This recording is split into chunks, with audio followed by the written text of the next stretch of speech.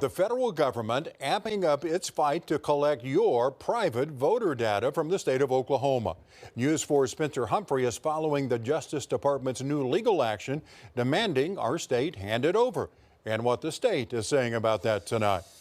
Well, we've been telling you the state election board has made clear to the U.S. Department of Justice no law requires them to turn over registered voters' private information as the DOJ has demanded. Legal experts say the election board is correct, but now the DOJ is suing anyway. The DOJ announcing Thursday it's adding Oklahoma and 5 others to the list of 29 states it's suing for denying its requests to turn over registered voters' private information. The DOJ claiming it needs the data to ensure elections are safe. U.S. Attorney General Pam Bondi saying in a statement Thursday, this latest series of litigation underscores that this Department of Justice is fulfilling its duty to ensure transparency, voter roll maintenance, and secure elections across the country. As we told you, the DOJ began demanding states turn over their voter rolls last summer. Oklahoma's election board did grant them access to all publicly available voter data. But when it came to private information like voters' social security and driver's license numbers, the election board told the DOJ state law prevents them from sharing it, and they weren't aware of any federal law that says otherwise. In its new lawsuit, the DOJ argues the Civil Rights Act of 1960 gives the U.S. Attorney General the right to request the data. But as former Assistant State AG Tim Gilpin previously told us, he doesn't buy the DOJ's argument. I know of no federal law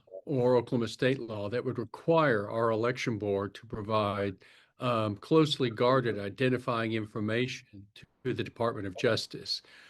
Just because the Department of Justice says that so doesn't make it so. In a statement Thursday, a state election board spokesperson told us Board Secretary Paul Zierich stands by his previous letter to the DOJ where he stated that Oklahoma did offer the state's voter list, but is bound by state law to protect voters' personally identifiable information. In that previous letter, Zierich told the DOJ Oklahoma's elections are secure, with a number of state laws being enforced to prevent non-citizens from voting. We asked Governor Stitt's office for a comment on the DOJ's lawsuit Thursday. They referred us to the election board. However, in a Facebook post Thursday, Stitt wrote, in part, Oklahoma is a model for secure elections. Stitt also expressing trust in Oklahoma's election system during an interview with NPR. I have to show my ID and say, I'm Kevin Stitt, there I am on the list, and they hand me a paper ballot. I fill it out, it goes into a machine, we keep it. Oklahoma's election laws are fantastic. And Oklahoma's Attorney General Gentner Drummond saying Thursday the state will always comply with any lawful requests the DOJ may have, also adding Oklahomans should have confidence that their state remains firmly committed to both election integrity and the protection of personal information.